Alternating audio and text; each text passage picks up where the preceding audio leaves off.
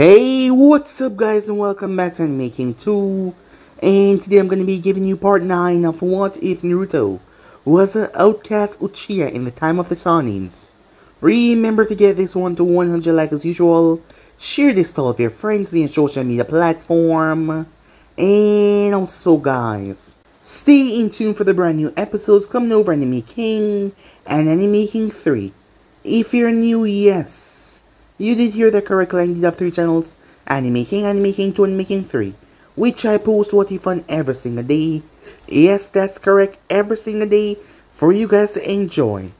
So if you're new, go ahead and click that red subscribe button and become part of the Anime King family. And thank you for all of your help and support. Remember, share to all of your friends in your social media platform. And yeah, without further ado, what do you say we leap on into this new episode? Begin the intro.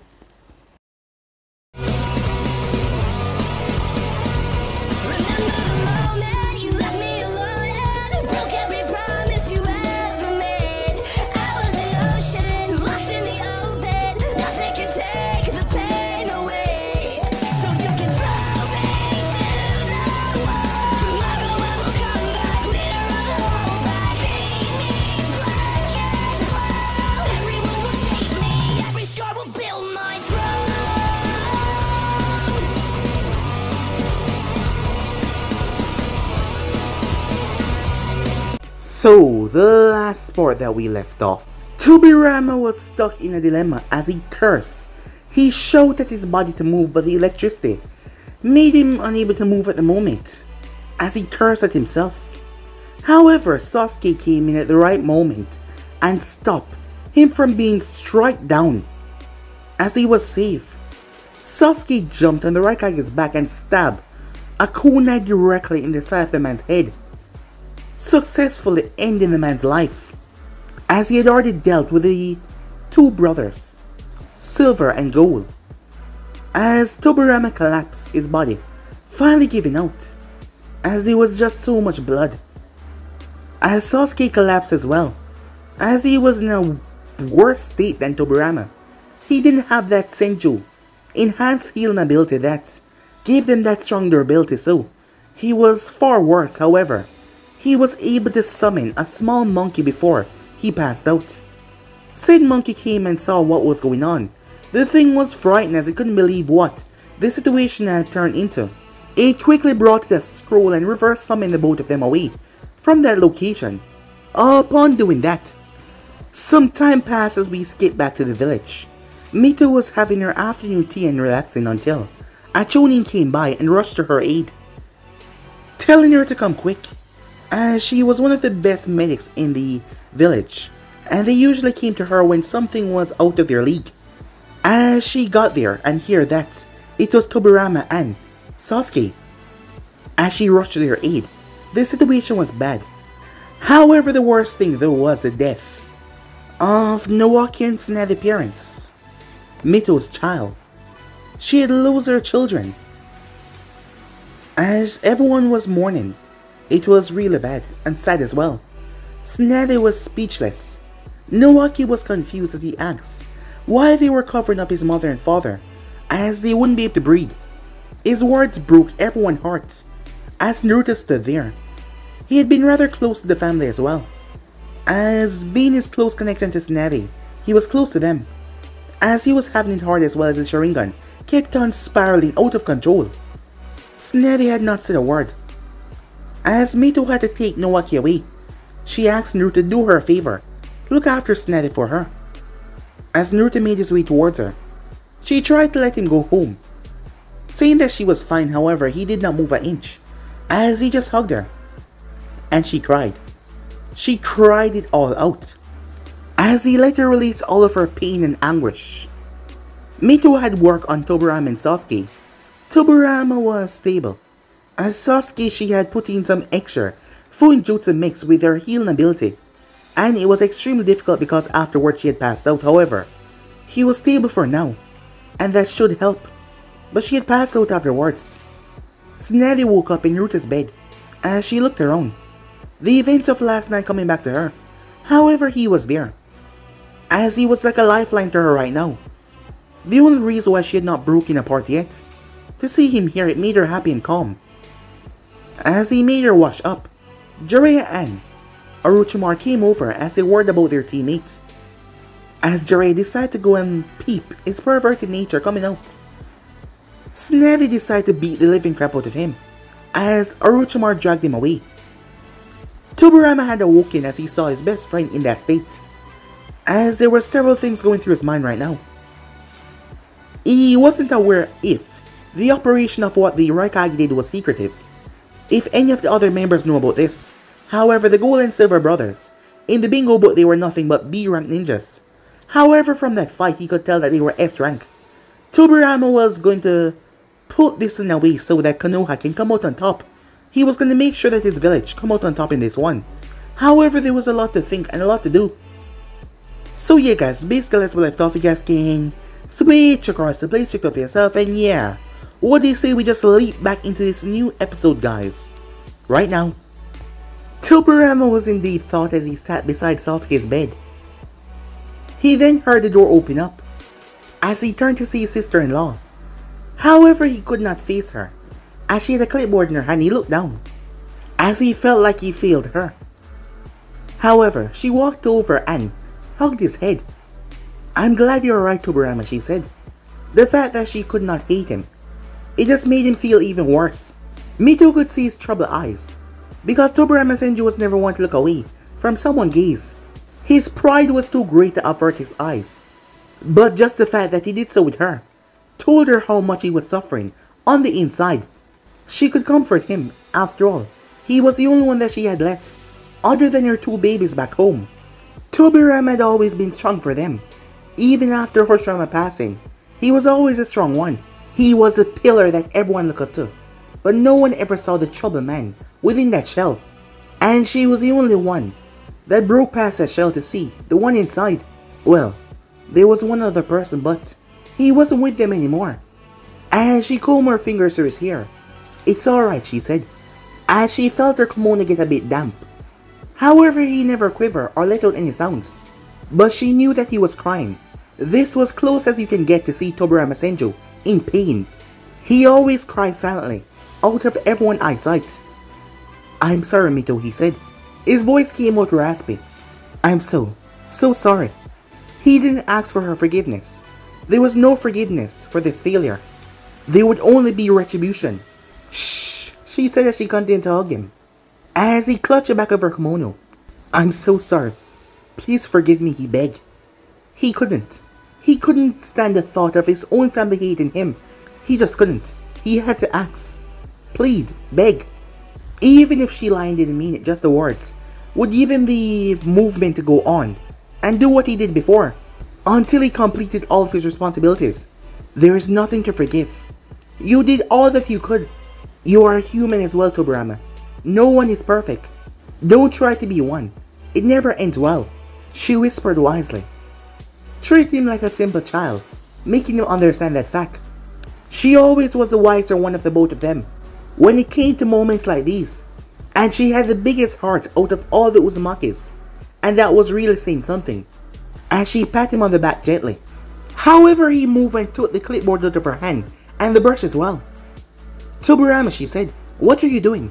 You're in no condition to work." He raised his hand. She watches he write down something for 5 minutes, that is. As he did complete his task, as he handed her the ink seal and brushed back, as Tobirama went through one-handed seals, his index and middle finger glowing blue with chakra. The kanji for fires he stomped it on the paper. The official seal of the Hokage order to his council had been set. And to top it all off, he would not listen to their annoying bickering due to his condition. Being in a hospital sometimes had its perks. As he handed her the paper, she looked at him to ask if she could read it. However, he shook his head negatively. She folded as she tucked it in her sleeve. "Council," she rasped out, as she helped him to get back to his bed. He was still quite tired. "I'll get it to them tomorrow morning," she said on purpose, as she didn't want him to try to rush anything, or let anyone else do it. He didn't have the energy to argue with her, so he just fell asleep. Time skip outside the hospital. Bachan, Mito turned as she saw the 4 people coming towards her. She actually smiled seeing her little girl, with some life back in her eyes. However, her clothing. She was wearing red shorts, but the shirt was rather big, 2 sizes big for her, as it flashed when she walked. Clearly she did not remember Snedy wearing or owning such attire. It was not refined enough for her. It was definitely too big. However, the girl ran straight into her embrace, as Mito hugged her tightly. "How are you, sweetie?" she asked, as Snedy snuggled into her embrace. "I'm fine," she said, her voice muffled as it came from her chest, as she loosened her iron grip on the girl and cuffed her cheek to see that smile that she loved so much. However, she saw a small pink view on her cheeks, which interested her quite a lot. Whatever happened, her granddaughter was truly happy, and she was so glad for that. As she turned and waved at the 3 boys that were following her, it was then that Mito noticed the small fabric on the back of the shirt that Snedy was wearing. It was a Uchiha crest. Now she understood why the shirt was 2 sizes too big. It was her little apprentice shirt. So why was Snedy wearing it? Oh, Kami, she might shave off a few years of her life in assumptions alone. However, there was so much teasing material that she could get out of this. It was almost endless. The little smile on Naruto's face told her that he was the reason behind Snedy's happiness. As she watches the 2 kids bicker, "Hey, stop shouting, flat chest." However, she grabbed Jiraiya's ear. "Is that any way to speak, young man?" she asked. As Jiraiya looked up towards Mito as she scolded him, as he shook his head negatively. As she released him as Snedy stuck her thumb out at her. Glancing towards the 3rd member, Orochimaru, he was calm as ever. He gave her a polite bow. She smiled and pat him on the head. The little ones were so adorable. "Naruto-san," Orochimaru said. As Naruto looked at him, slightly intrigued, seeing that the boy did not speak that much to him, so this was a surprise. "Can we have a spar?" he requested. As that surprised everyone, Mito included. "Hey," said Jiraiya, "what's that supposed to mean? You never asked me that. Am I not good enough?" "No," said Orochimaru, as he got straight to the point. As Jiraiya got really pissed off as Snedy simply started to laugh, finding the whole thing downright amusing. Even Mito and Naruto were stopping himself from laughing, as his face started to get red as he started to fume. It seems like steam was gonna come from his ears at any moment now. "Why, you damn no good bat!" Mito grabbed his ear and started to pull once again, as he winks, as she started to lecture him in language. The boys these days. "Yeah, sure, I don't mind. I could use a stretch myself," Naruto said with a lazy shrug. He could do with a sword and see what Orochimaru was made of at the same time. As both boys started to walk out, Jiraiya ran after them, and once he was far enough away from Mito, he started to shout profanities at them. "Hey, I'm coming too," as Snedy made her way. However, Mito grabbed onto her shoulder, stopping her. "And where do you think you're going, young lady?" With them?" said Snedy. However, Mito's arms snaked around her shoulders and patted the fabric on the back of her neck, the Uchiha crest. "Oh," said Mito, her voice sounding rather amused, and that confused Snedy some more.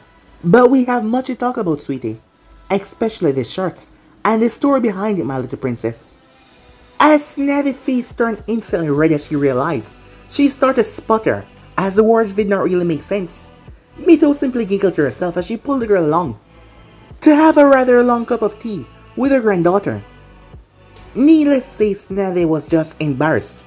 The whole day was so embarrassing, especially when her grandmother was able to probe out all the details, as she kept on teasing her. It didn't seem like the teasing was gonna stop anytime soon. Time skip comes to Chambers. He can't be serious. Each pair of eyes were wide as saucers. It was like they were just told that Mother Uchiha had risen from the grave, and he came to enact vengeance on them for the way they had treated his grandson. A small sheet of paper with a scribble of a few words, not to mention Tobirama's seal itself. That was the recent commotion at the moment. "Well," said Mito, "I haven't seen Tobirama joked in a long while. But this... Well, why?" The flabbergasted Hyuga clan head was confused. Even this stoic Hyuga could not hide his shock after just reading what their Hokage wanted them to do. He must have had his reasons, but rest assured he didn't deem it worthy for me to be made aware of. "So I'm just as blank as any last one of you," said Mito as calm as ever. "So let me get this straight. The Nara clan head said, "Our Hokage and Sarutobi Sasuke went to have some simple peace talk with the Raikage at the neutral grounds at Land of Fire." As Mito simply nodded, all of them were looking at her to see if she knew something else, to see if there was any twitch, any movement. However, she remained as calm as ever, as Ensu Inara knew that his mind was sharp enough to pick up on anything that he had might missed in the letter. However, he had not missed a single thing. And Mito was so calm to tell that, well, the letter was truthful, as he took a deep breath before he continued. The two of them attended the summit with Lord Sasuke acting as his personal bodyguard, the only one minding you, said Ensui, while the Raikage had a contingent of Jonins to cover his back as soon as they were about to enter said peace talk. They were attacked by the Gold and Silver Brothers, B-rank Kumo ninjas in the International Bingo Book, who then proceed to ambush them and kill everyone except for one Sasuke, Sarutobi, and Tobirama Senju, while the rest are now laid to a permanent rest. The victims' bodies who have been recovered and are now in our possession, who we weren't notified of until now. As he saw Mito yawn as she covered her mouth. Oh, just great. She was a lazy one here. Troublesome woman, he thought to himself. They are to be returned to the Cloud Envoy once they respond to us. After we respond to a message that they sent this morning, and have them and us put these two nobodies who were just B-rank ninjas in the Bingo Book a few days ago as S-rank ninjas, because they ambushed the peace treaty between two major villages, attacking the Kages of said villages and their escort. All of this to cause conflict between the two nations and assassinate both of the leaders, and they were successful in erasing the second Raikage, said Ensui. That is exactly what was written in Tobirama's letter. Yeah, that sounds about right, said Mito, as the people there sweat drop. This is just ridiculous. The Inuzaka clan head had finally had enough. We have in our possession 5 team of Kumo Jonins, their best, plus the Raikage himself, which means we right now possess the secret to his revere, Black Lightning Kekkei Genkai, with countless of their secrets hidden away in those bodies, and he wants us to hand them back to the Cloud. Has he gone senile? Mito leaned her elbows on the table as she moved in a bit closer, giving the Inuzaka clan head a look, as the room also dropped a couple temperature charts in degrees. Are you questioning the mental state of your leader, Inuzaka? The way she dropped the suffix and just called him Inuzaka showed him that she was being quite, well, serious right now. She, along with Tobirama and the whole of the Senju and Uchiha, were still the two great powers within this village. The Inuzaka was still nowhere close to any of that power, and he had just irritated them with his brashness. The rest of the clan heads were smart enough to sit back and remain quiet. No, my lady. That wasn't my intention. Please do forgive. However, she cut him off before he could sputter anything else. Mind your place, she said, as her cold tone made them shiver, as they were reminded once again why she was the first lady of the village, and why she was as respected as their first Hokage. And do remember, the one that you so blatantly called senile is your current Hokage. You could be thrown in for treason as such. This is a military dictatorship, even with the democratic laws in place. So do take that into mind the next time you speak. As the man nodded his head silently. I apologize, my lady, he said, his voice coming out weak and soft, as she gave him a curt nod, showing that she had accepted his apology. However, she didn't seem quite fond of it, as her expression was still a bit annoyed by the whole thing. She was always a mentor when it came to words, especially political maneuvers. Her bringing up was of a noble heiress, so it was expected of her to be that way, and she has not fallen soft just yet. May I ask why Lord Hokage is ordering us as such, my lady? Asked the Yamanaka clan head. You may ask me, she said, as the corner of her lip twitched, as they realized what she just said, realizing that she was back to her normal self and not as noble as before. As the Akamichi clan head decided to continue the statement. Why is the Hokage ordering us to do this, my lady? He asks. That I do not know. He never deemed to tell me, and I never asked. As all of them almost fall off their chair to her answer, as she was doing this on purpose. Now I guess I'll take my leave. It's time for my afternoon tea, and I wouldn't want to keep you gentlemen from getting back to your work. As she pointed towards the stacks of paperworks landed by each of their sides. All of their heads slammed on the table in unison, as it made her reminisce how Hoshirama used to do the same whenever he had paperwork. My lady, she was stopped as she turned to see.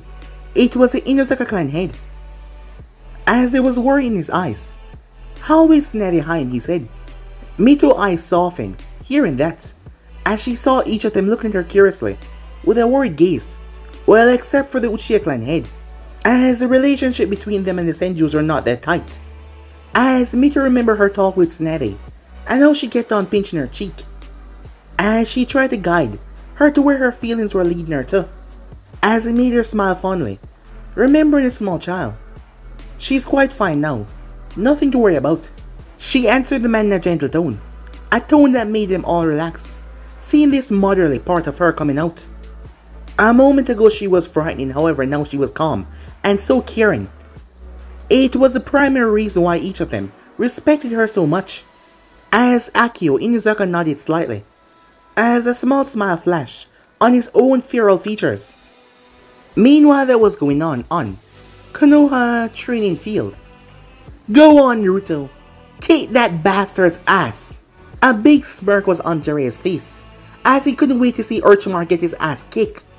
How are we gonna do this? Said Naruto, both hands in his pockets, as he threw his head from left to right, trying to get the locks out of his face, as his hair was coming down to his face, as he tried to do it without moving his hands. He wasn't lazy, he was just, well, efficient, yeah, that was it. He was efficient, he thought. No ninjutsu killing or crippling blows, anything barring lethal or fatal blows, go, Orochimaru said, as Naruto saw no issue with that as he nodded. Alright then, Jiraiya, you can be the referee for a spar. As Jiraiya beamed at that. Alright then, we begin in 3, 2, 1, go! As both boys became serious, as they started ready themselves, and Naruto win. Both of them shot forward, but they fell to the ground the next second as they realized what he just said. A loud smacking noise could be heard a moment later. How can he win when he didn't even fight it, you idiot? A loud girl voice shouted as she bumped Jiraiya on the head. Jiraiya shrunk as he saw his female teammate and crush by his side now, one of her hand on her waist, an annoyed expression on her face. He was gonna lose anyway. He's a loser, Jiraiya kept on mumbling, as he was still pissed off that Orochimaru thought that he was not good enough. As she turned her gaze towards the two boys to pick themselves up and dust themselves off. And why haven't you two started yet? It's been quite a lot of time since I left you. You should have been done by now. As it has been a couple of hours, so she didn't know why they were still here. Neither of them had sparred yesterday, because Orochimaru already had a gruesome training session, and he was a bit tired, so, well, he wouldn't be at his best. And Naruto had no objections with that. Another day of rest was a good thing for a shinobi. Well, we were going to, but then we decided to have breakfast, and then we met them, as Naruto pointed up. Tsunade glanced up as she saw them, as Sakamoto and Dai was munching on some dumplings, as the both of them waved at her. As she waved back, hey, what are you two doing here? She said, as they sat in the tree. We met them when they were coming here a couple of hours ago, Dai said, as he flicked the dumpling in his mouth. She noticed Sakamoto seemed a bit angry, and Naruto decided that I should treat him. All four of them, in fact, said Sakamoto. As Tsunade turned her gaze towards Naruto, he shrugged. I'm out of money, he said. And my money's for free, Sakamoto said, as she knew that there was a playful tone in Sakamoto's. Hey, you're rich. Stop being so cheap, said Naruto, as Sakamoto bristled at that. I'm not rich, he said. My family's just a little well off, but you should know that my father doesn't give out money easily. As he shouted out, his face a bit red, as he remembered the lecture that he got when he had been rather careless with his allowance. Hey, I'm out too. I'll give it back once we get some mission, said Naruto, as they weren't surprised by his answer after all. His pride did not let him take anything for free, as he would give it back. Did I ask you back for it, Sakamoto said as he folded his arms. as the two of them glare at one another. Then why the hell are we fighting and shouting, said Naruto. How the hell should I know, said Sakamoto. Tsunade started to laugh. They were literally fighting over nothing at all, because Sakamoto did not want the money back. He was just being childish. And even if that was the case, he knew that Naruto would pay him back. You two are such big dorks, she said, as she kept on laughing at them, as her laughter caused the others to break out laughing as well. Hey, Sakuno Baka, said Tsunade, save some dumplings for me as well. Sakamoto's eyes started to twitch, as he really hated that nickname, as Tsunade leaped up in a tree, as she slipped off 3 skewers and leaped back down. Hey, those are mine, he said. As he looked back in the bag, there was only one left, and those were his. Tsunade looked down towards her hand as she flicked one of the skewers back up as he caught it. But Sakamoto was quite hungry as well. But she turned her head. I'm not giving any more back. As tears ran down his eyes at being devoid of the food that he had bought for them and himself. However, he turned and snatched the last one away from Dai as he threw it in his mouth. Sakamoto, such unyouthfulness, said Dai. Shinobis don't play fair, Dai. That's Shinobi 101. Dai reached into his pouch as he pulled out a notebook. As Sakamoto's sweat dropped as he started to take notes. Yush, excellent advice. But it is still rather unyouthful. Hey, come on you two. I want to see the fight, said Tsunade. You can do this, Naruto, she said, as Orochimaru's sweat dropped. Yes, I really have some faithful teammates, he said, as Jiraiya joined on, as the both of them started cheering on Naruto. Alright, I'll be the referee, said Tsunade. You two fight when this fall to the ground, okay? As she waved the empty skewer in her hand. As both boys nodded, at least the referee wouldn't be that biased. Alright, as she flicked it up, the stick slowly traveled, as Orochimaru's yellow eyes focused on said stick. It seemed like an eternity as both of them looked at the stick. As soon as it touched the ground, Naruto's eyes turned red, as he blurred away. Orochimaru already expecting to make the first move, after hearing from Tsunade how much offensive he was in the battle. However, Orochimaru was shocked at the speed, as Naruto was behind him up in the air, his feet coming down. But Orochimaru weaved underneath it, as it whipped past his head. But Naruto already expected that, as he curled into a ball, before he lashed his left leg out. At the possible last moment, something that Orochimaru could not prepare for. As Naruto's left heel made contact with Orochimaru's back, Orochimaru gasped. Due to Naruto being in mid-air, the force that he dropped Orochimaru with was rather brutal. Whoa, said Jiraiya in shock. He had never thought that someone could perform such a flexible maneuver in the span of a few seconds.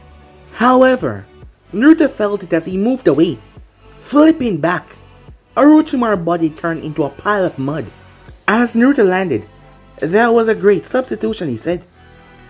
The ground underneath him started to become soft as he leaped in the air, as the whole ground turned into a river of mud where he was standing a moment ago.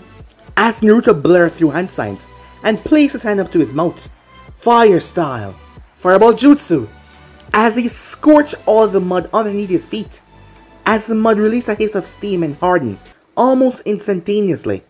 As Naruto landed right on top of it, steam was everywhere. I guess they forgot about the no ninjutsu part, said Dai, as Sakamoto nodded. But it was just like Naruto not to care for rules, not to mention. He was starting to love this, as it was a smirk plastered on his face. As Naruto heard something, he pushed his hand down into his holster rather quickly, and launched several shurikens. However, he did not hear the clanging sound. As Naruto's eyes widened, he twisted his body at the right moment. However, the weapons whipped past him, as he got sliced on the arm. It was wind style he used to enhance his shurikens.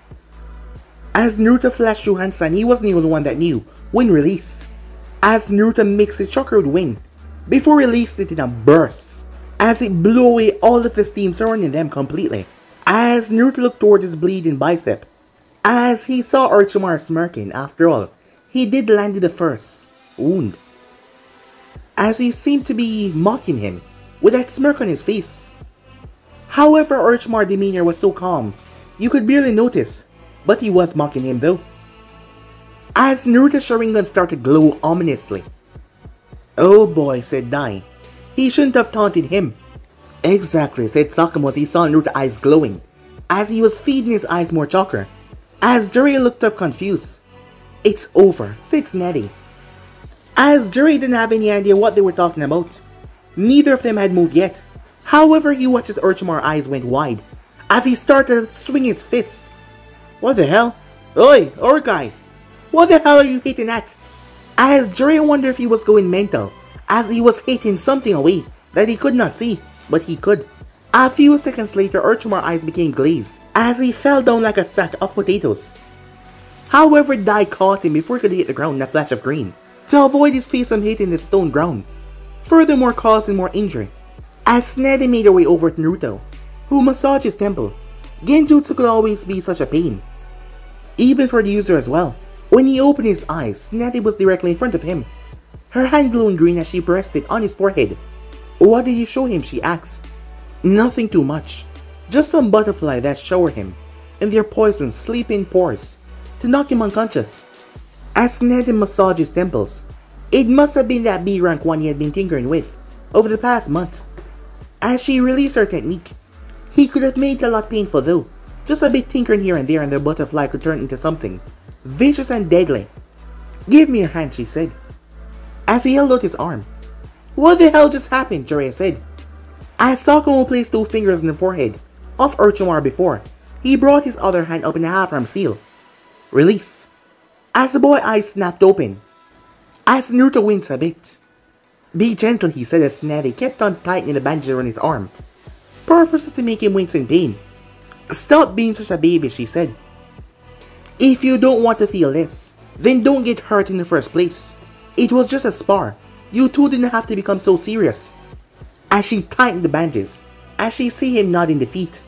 He really had gotten carried away, but still, he had ended quickly. But I did not see any hand signs, said Jiraiya, still confused how he put Orochimaru under Genjutsu. He didn't need to, said Sneddy. Jiraiya blinked obliviously. He's a Sharingan user. He doesn't need any hand signs. He can do it with eye contact alone. It was over the moment Orochimaru looked him in the eye. Hey, stop giving away my secret, said Naruto. As he feigned annoyance, he enjoyed the irritated look that flashed in her eyes. He already knows. Sarutobi Sensei already explained that to us months ago. The idiot just forgot.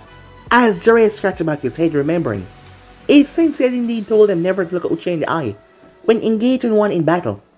Looks like Orochimaru forgot that as well. Jiraiya grinned happily. So the stuck-up bastard forgot as well, as that made him happy. Come on, Mito-bachan asked me to get you for lunch at her place. As Naruto nodded, as Jiraiya felt a bit jealous. She had never invited him over to her house within the months that she known him. He had been there already, but not by her invitation. The point was his crush had never invited him over to her place. A moment later he crouched down, as he started to draw circles in the ground. Yeah, let's go. As he started to cry, anime tears. Everyone forgot about him. Oh, wait a moment. I almost forgot, said Naruto, as he turned back to Jiraiya with a smile. As Jiraiya perked up hearing his name, when Naruto called it. A big grin came on his face as he turned around, however. Naruto was in front of him in mid-air. A brutal kick slammed in his face, throwing him back, as he crashed against a tree. As Jiraiya was dazed. What the hell did he do to deserve that? Don't peep on Sneddy again, said Naruto. As Jiraiya just remembered, Sneddy turned pink hearing that. As Sneddy moved to him. You didn't have to do that, she whispered in his ear. If her grandmother ever found about this, she would just tease her even more. I know, but I wanted to do that. As he simply walked away. As Sneddy looked over towards the moaning boy on the ground. As much as a pervert he was, she still pitied him. To her shock though, his jaw was dislocated. Come on, you can come to Bachan house as well. We will get you some lunch while she heals you. However, a frightening look came on her teammate face. Was he that scared of her? However, that is not what Jiraiya was thinking. If the ever calm, peaceful Uchiha like Naruto reacted that way for him spying on Sneddy, what would her grandmother do to him? She was always pinching his ears rather painfully whenever he started talking a foul way. If she ever found out what he did. As he just trembled at the thought. I'll pass, he said. As he was not able to talk properly, but she heard him clearly though. "You go on," he said. "I'll go to the hospital with her tomorrow." As he got up with a cringe. She knew better than to push on someone's boundaries when she was being sent away, so she just nodded along. "Alright, but you go to the hospital quickly, okay?" she said in a worried voice, as he was happy that she cared as he nodded. At least not all was bad, as he smiled at that, as Jiraiya watched as she rushed back to Naruto's side, who was walking slowly so that she could catch up. As Jiraiya made his way towards Orochimaru, however, he saw Orochimaru looking towards the blonde who was walking away, and there was a look of pure longing and curiosity in his eyes. As Jiraiya tilted his head to the side, never seen his friend having that look before. Time skip. Squad 6. Everything from the most basic of tasks to the most complex political matter was being handled by the council, including mission assignments. So here we are. Squad 6 with Hiruzen in the lead, his 3 Genins following behind him. Seeing the son of the clan head caused many of the faces to brighten up. However, what caused the change in the environment was the students behind him, more importantly, the Senju heiress. Her little smile and her return of life in her eyes made all of them felt at ease. Even the ever stoic Hyuga couldn't help but smile seeing her back in that state, ready to go and take on some missions. Squad 6 reporting formation, Hiruzen said. As he saw, he knew exactly what they were thinking. Yes, of course. But isn't it a bit too early to throw them out in the field, Sir Tobi-san? The question did cause Hiruzen to blink, in a matter of disbelief, as he knew exactly what they were talking about, as their eyes focused on Tsunade. It was her mental health they were worried about. They are quite ready. The mission, if you would please, he said. It was one thing to care about a shinobi or heiress, but to downright show favoritism. Tobirama would have a field day with these buffoons, be it even if it was his own grandniece. But that was a matter for another day. Today he wanted a mission. Of course, just checking. There, a B-rank assignment. You'll be assigned to escort our client to his hometown, the fire capital. It should serve to be a suitable mission for this squad given the circumstances. As Hiruzen eyebrow raised, this was just a C-rank mission. It was only a B-rank because of the client's status. But he nodded still. It will be a good mission to get his team back in their gears. As he started to make his way out of the chambers after taking a stroll. Squad 7. Hiruzen was confused. As far as he remembered, his father was still comatose in the hospital ward. So who was Squad 7? Reporting information. It was Sakamo's voice that came out. As all the scribbling ceased as 3 people made their way in the chamber. Your sensei, the Chunin asked.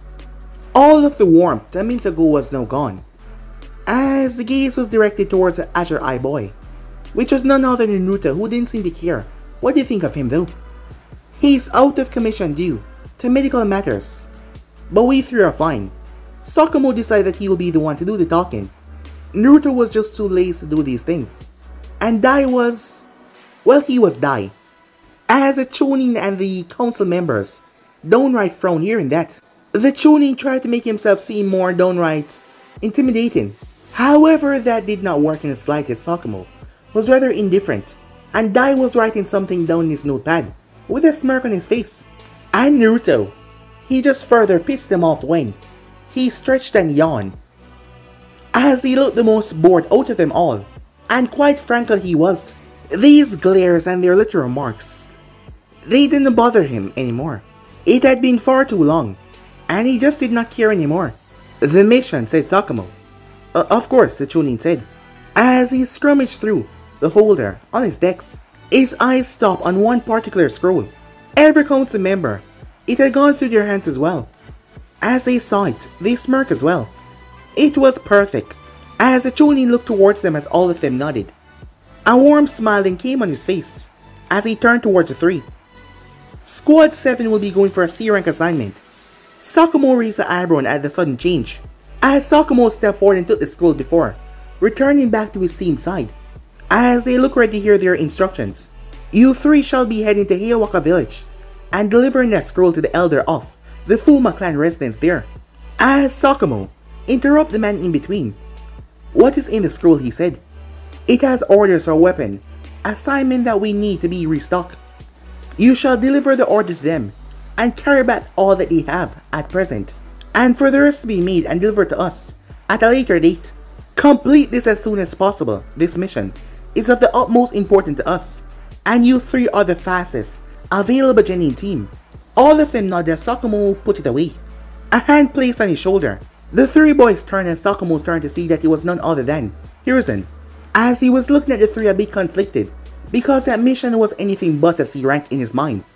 Even if there weren't that many weapons for them to carry back, the chance of some shinobis intercepting them for either detail of that scroll or the weapons that they would be carried back was unbelievably high, as he couldn't in his heart believe that those fools would assign such a mission to Green Genins, one whose sensei was out of commission right now.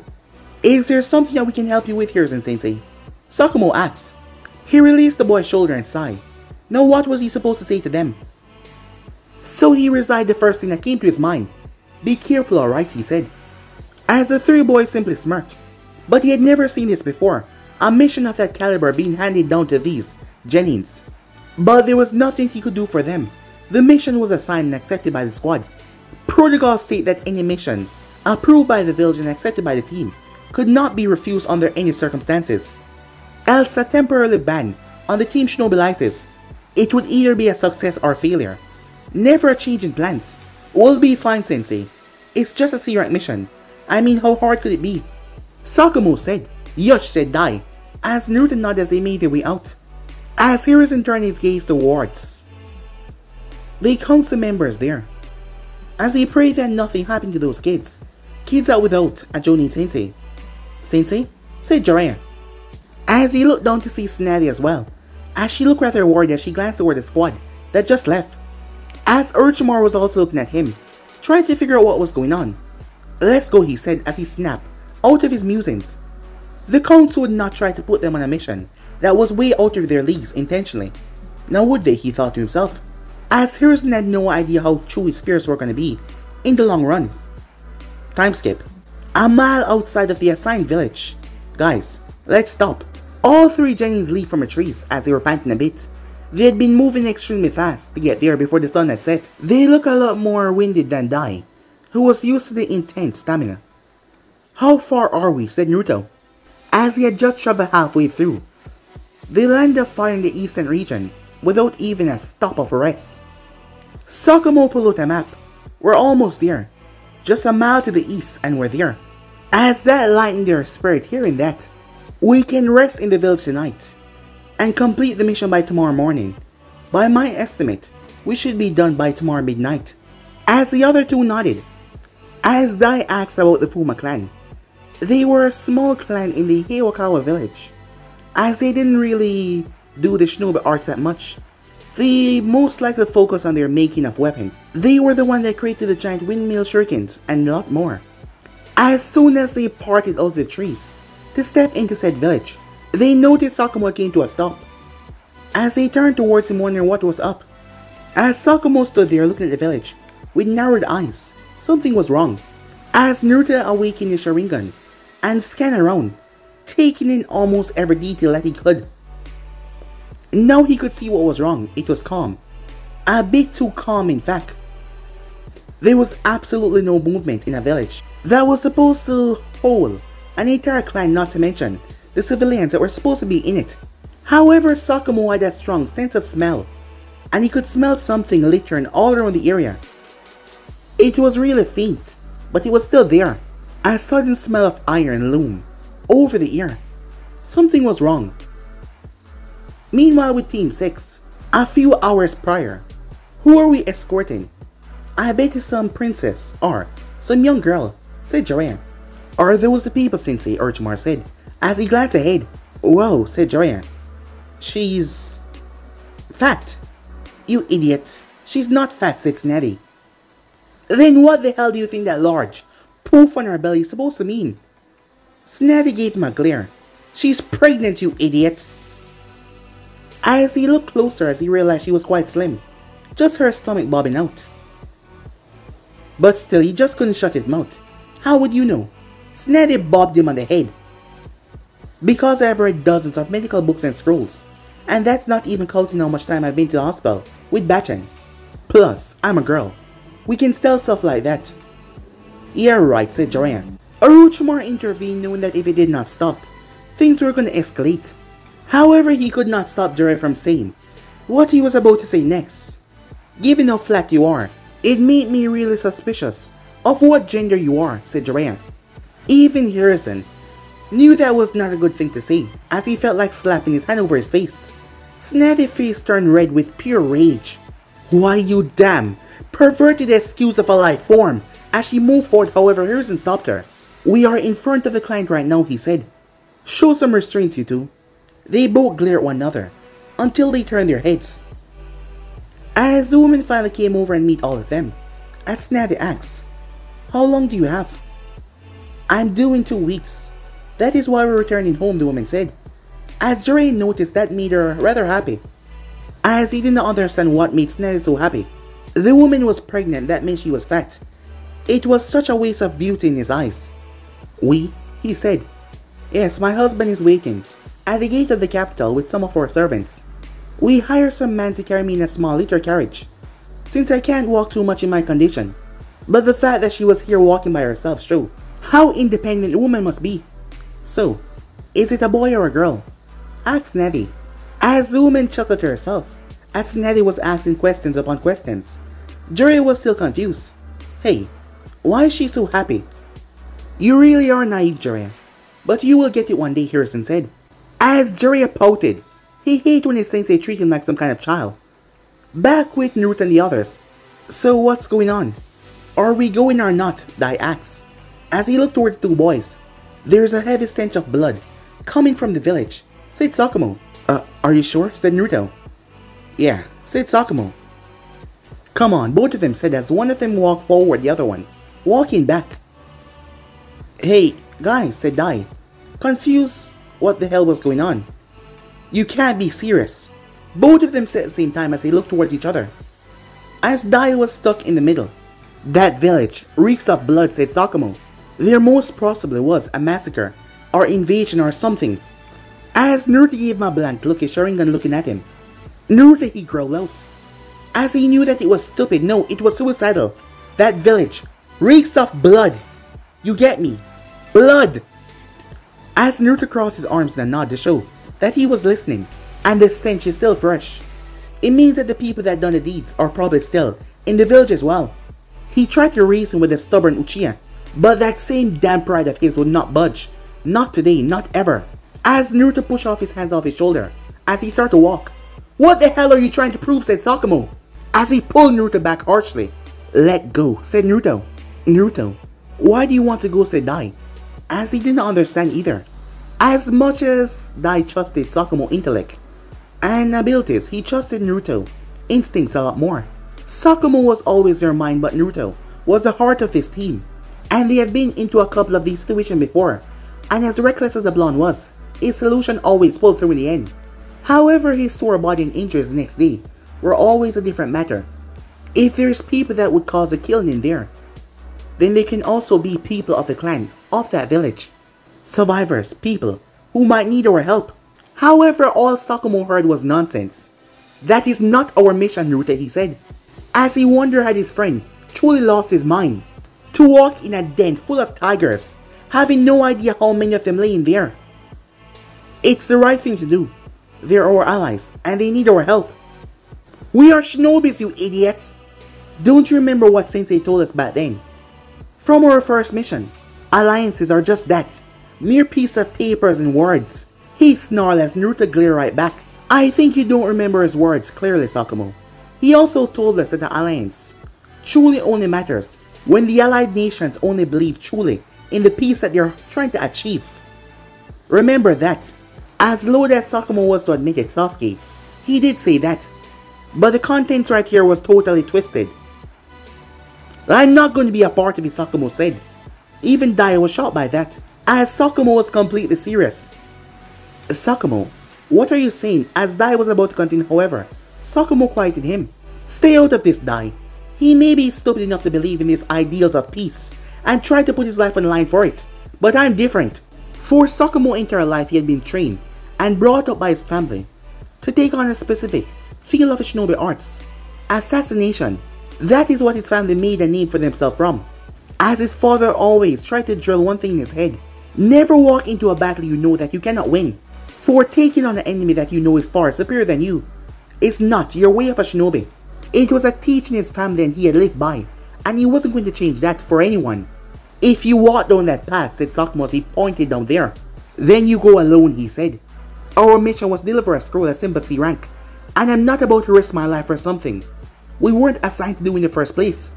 As Dai didn't want to be here right now in this situation with his friends. They were friends. They should stick together no matter what. Not this, never this. You coming, Dai? As Naruto broke the silence by saying those words. As Sakumo gave Naruto a betrayed look, to see that he was still carrying on with his nonsense. As Dai was conflicted. As he didn't want to admit this, however, he was feeling something that he didn't want to admit. He felt scared. As Dai lowered his head and said nothing. But Naruto got all the answers he was looking for. Without another word, he started to make his way back towards the village. As he wanted to turn back and look at them, but he wasn't going to be selfish for his own reasons. But something was eating away at him. As he had to go. As he made his way towards the village. It wasn't that he felt scared, he just felt alone right now. Both Sakumo and Dai stood there as they watched, as Naruto made his way towards the village. Sakumo, Dai whispered, as he just said his name. He wasn't guilty. He wasn't guilty, Sakumo told himself.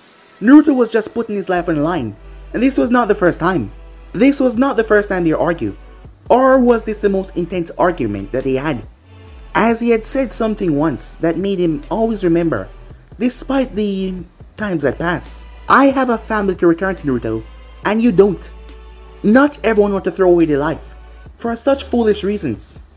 As he remembered those words, and he regretted them to this very day, his friendly reaction was, as he expected, a flash of pain in his eyes before he hid them away and simply walked away. Let him go, Dai. We don't need to be there each time he does something reckless. He's a shinobi now. Let him deal with the consequences of his actions.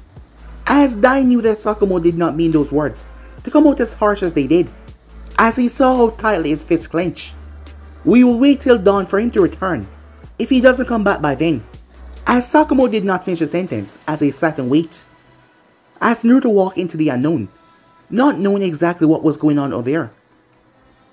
But guys, to be instantly right here, if you want the next person to do, like, subscribe, comment down below, and turn on that bell notifications they posted. But I'm off and I'll see you guys soon. Peace.